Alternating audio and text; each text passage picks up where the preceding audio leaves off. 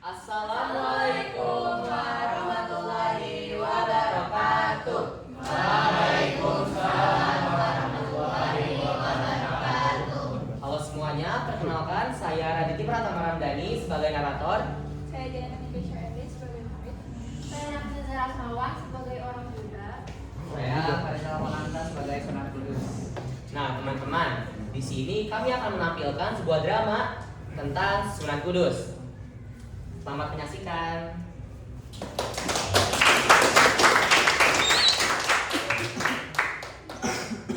Di tanah Jawa pada abad ke-15, ketika berbagai kepercayaan masih hidup berdampingan, hadirlah seorang ulama yang dikenal bijaksana dalam dakwahnya. Beliau ialah Ja'far Shadiq, yang biasa kita kenal sebagai Sunan Kudus, salah satu dari Wali Songo yang berperan penting menyebarkan agama Islam di tanah Jawa. Sebagai bagian dari lingkungan Keturunan Demak, beliau tak hanya dikenal sebagai seorang ulama, tapi juga sosok yang cerdas dalam menghadapi masyarakat.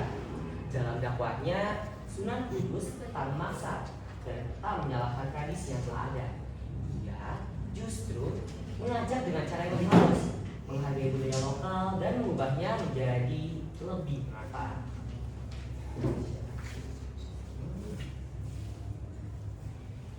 Pagi itu pasar desa dipenuhi oleh hiruk-pikuk kehidupan. Para pedagang menjajakan dagangan mereka dengan penuh semangat, sementara para pembeli sibuk membeli. Di antara perbarauan itu tampak pula transaksi yang berkaitan dengan tradisi yang telah lama dijalankan. Ayah dibeli ini sajennya. Ada yang dari paling murah sama grade. Allah, ini lagi diskon, mau beli nggak? Ini yang grade A isinya ada apa aja sih, Kak? Lengkap banget dong tentunya. Ada maunya segar gede.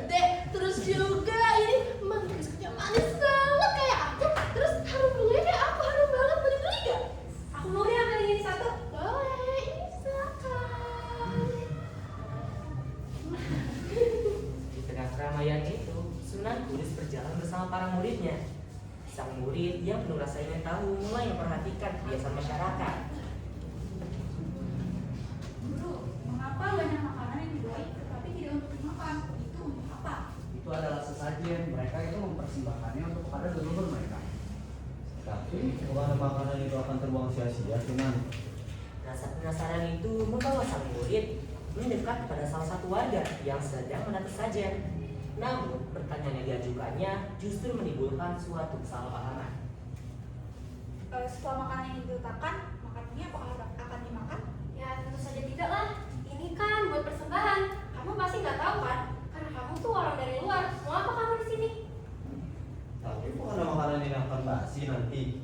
Melihat situasi yang kian memanas, Sunan Kudus pun turun tangan. Dengan sikap tenang dan penuh kebijaksanaannya, beliau berusaha menangani tanpa menyalahkan siapapun. Cukup, kita di sini tidak untuk bertengkar. Saudara, boleh aku bertanya? Ya boleh, silakan. Setelah kamu mempersembahkannya kepada leluhurmu, lalu makanan itu akan diapakan? Ya tentunya akan basi dong. Melalui pertanyaan dan penjelasan yang lebih tersebut, Sunan Kudus mulai membuka pemahaman baru bagi warga tersebut tentang makna kebaikan yang sesungguhnya.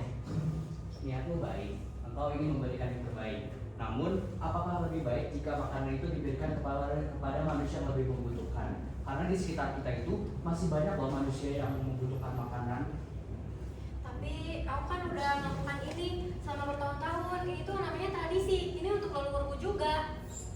Kebaikan tidak ada yang salah, niat kamu tetap sama. Namun hanya saja dilakukan dengan cara yang lebih bermanfaat untuk orang lain. Dengan demikian, tidak ada makanan yang terbuang sia-sia. Kata-kata Sunan Kudus menyentuh hati warganya. Ia mulai merenungkan kembali apa yang selama ini telah dia lakukan. Aku kira selama ini aku sudah melakukan sesuatu yang benar. Ternyata aku hanya menyia-nyiakan rahmat Tuhan yang telah diberikannya kepadaku.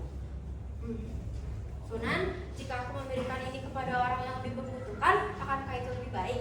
Itu akan menjadi jauh lebih baik. Sejak kala itu, pemahaman baru pun mulai tumbuh. Tradisi yang ada tidak lagi hapus, tapi diarahkan agar membawa manfaat yang lebih nyata bagi kehidupan bersama.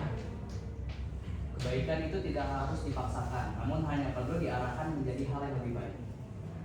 Aku mengerti sekarang, kebaikan itu bukanlah hanya dari niat, tapi juga dilihat dari manfaatnya. Betul itu. Dan hati yang terbuka akan menemukan jalannya sendiri. Melalui cara yang bijaksana dan penuh toleransi, Sunan Kudus mengajarkan bahwa bukanlah tentang memaksa, melainkan tentang mengarahkan mereka agar membawa manfaat yang lebih nyata bagi sesamanya. Oke teman-teman, mungkin cukup sampai di sini. Nah, persembahan dari kami kelompok 5. Kami undur diri. 1, 2, 3. Pamit. Undur diri.